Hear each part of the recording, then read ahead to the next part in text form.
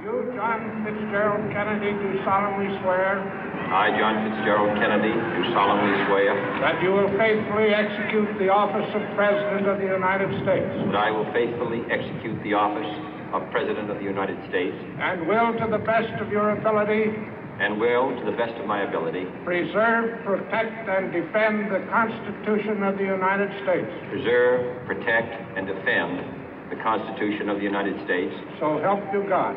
So help me God.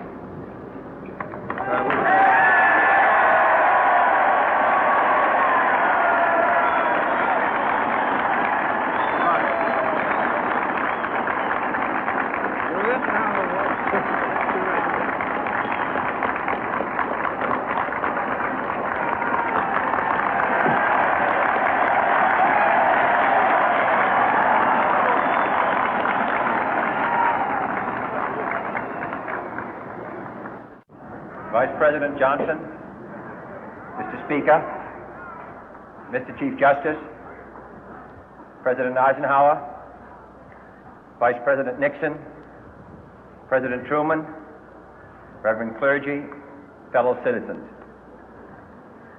We observe today not a victory of party, but a celebration of freedom, symbolizing an end as well as a beginning, signifying renewal as well as change. For I have sworn before you and Almighty God the same solemn oath our forebears prescribed nearly a century and 3/4 ago. The world is very different now, for man holds in his mortal hands the power to abolish all forms of human poverty and all forms of human life. And yet the same revolutionary beliefs for which our forebears fought are still at issue around the globe. The belief that the rights of man come not from the generosity of the state, but from the hand of God. We dare not forget today that we are the heirs of that first revolution. Let the word go forth from this time and place to friend and foe alike that the torch has been passed to a new generation of Americans born in this century, tempered by war, disciplined by a hard and bitter peace, proud of our ancient heritage, and unwilling to witness or permit the slow undoing of those human rights to which this nation has always been committed and to which we are committed today at home and around the world.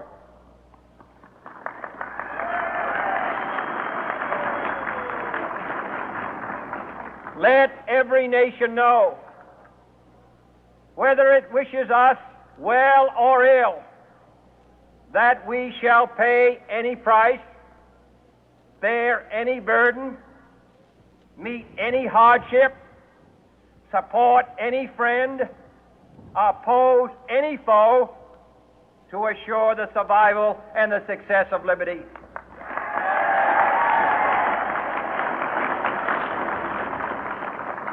This much we pledge and more.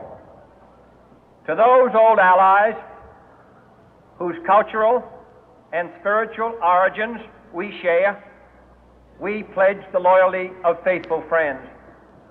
United, there is little we cannot do in a host of cooperative ventures.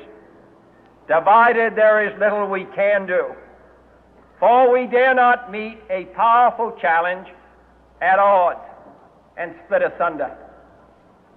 To those new states whom we welcome to the ranks of the free, we pledge our word that one form of colonial control shall not have passed away, merely to be replaced by a far more iron tyranny. We shall not always expect to find them supporting our view, but we shall always hope to find them strongly supporting their own freedom, and to remember that in the past, those who foolishly sought power by riding the back of the tiger ended up inside.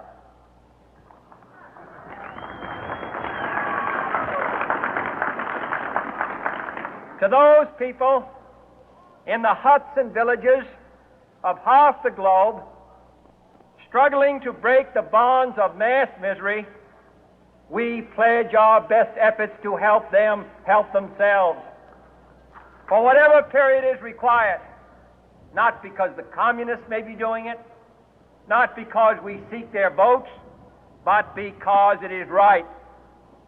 If a free society cannot help the many who are poor, it cannot save the few who are rich.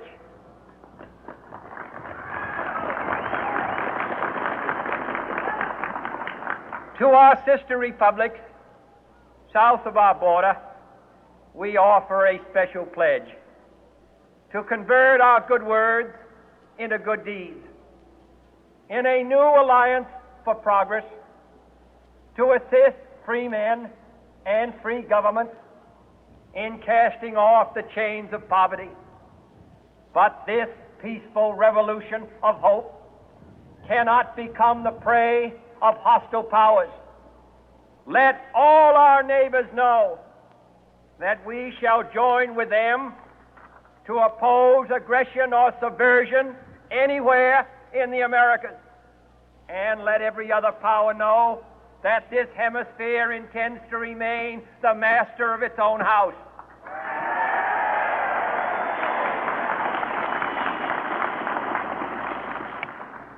To that World Assembly of Sovereign States, the United Nations, our last best hope, in an age where the instruments of war have far outpaced the instruments of peace, we renew our pledge of support to prevent it from becoming merely a forum for invective, to strengthen its shield of the new and the weak, and to enlarge the area in which its writ may run.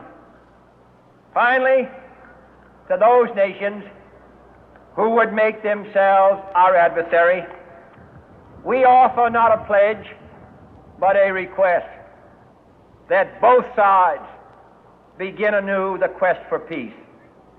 Before the dark powers of destruction, unleashed by science, engulf all humanity in planned or accidental self-destruction, we dare not tempt them with weakness, for only when our arms are sufficient beyond doubt can we be certain beyond doubt that they will never be employed. But neither can two great and powerful groups of nations take comfort from our present course, both sides overburdened by the cost of modern weapons, both rightly alarmed by the steady spread of the deadly atom, yet both racing to alter that uncertain balance of terror that stays the hand of mankind's final war. So let us begin anew, remembering on both sides that civility is not a sign of weakness, and sincerity is always subject to proof. Let us never negotiate out of fear, but let us never fear to negotiate.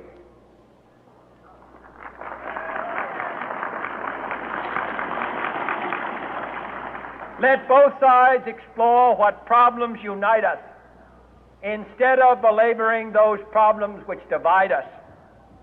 Let both sides, for the first time, formulate serious and precise proposals for the inspection and control of arms, and bring the absolute power to destroy other nations under the absolute control of all nations.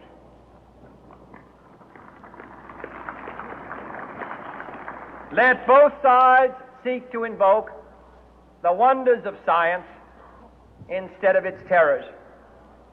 Together, let us explore the stars, conquer the deserts, eradicate disease, tap the ocean depth, and encourage the arts and commerce.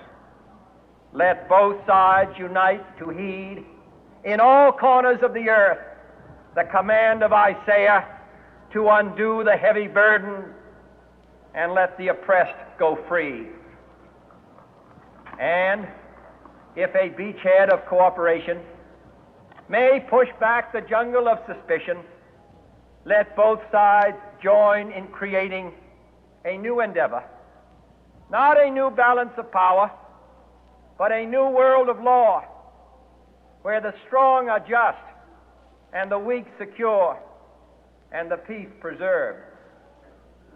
All this will not be finished in the first 100 days, nor will it be finished in the first 1,000 days, nor in the life of this administration, nor even perhaps in our lifetime on this planet. But let us begin.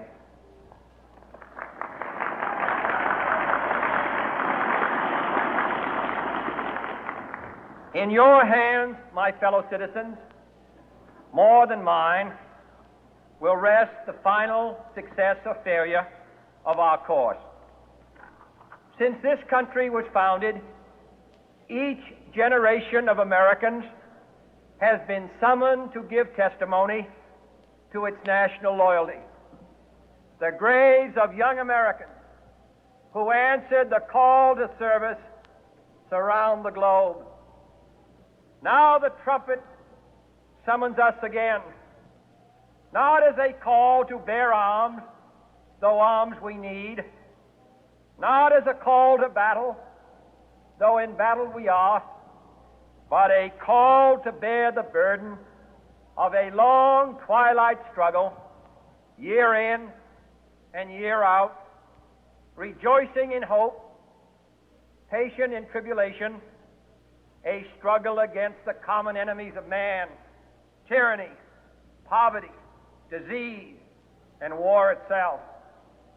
Can we forge against these enemies a grand and global alliance,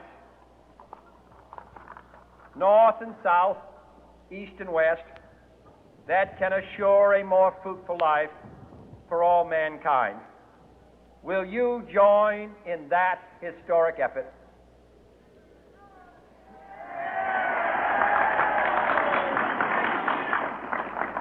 In the long history of the world, only a few generations have been granted the role of defending freedom in its hour of maximum danger. I do not shrink from this responsibility. I welcome it.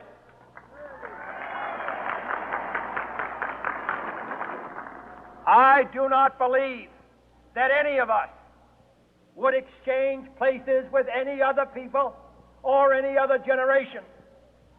The energy, the faith, the devotion which we bring to this endeavor will light our country and all who serve it. And the glow from that fire can truly light the world. And so, my fellow Americans, ask not what your country can do for you. Ask what you can do for your country.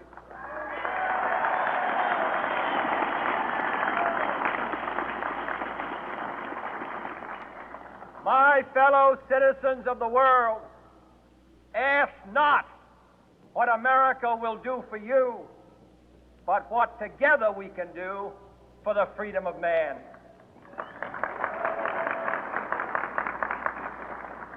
Finally, whether you are citizens of America or citizens of the world, ask of us here the same high standards of strength and sacrifice which we ask of you. With a good conscience, our only sure reward, with history the final judge of our deeds,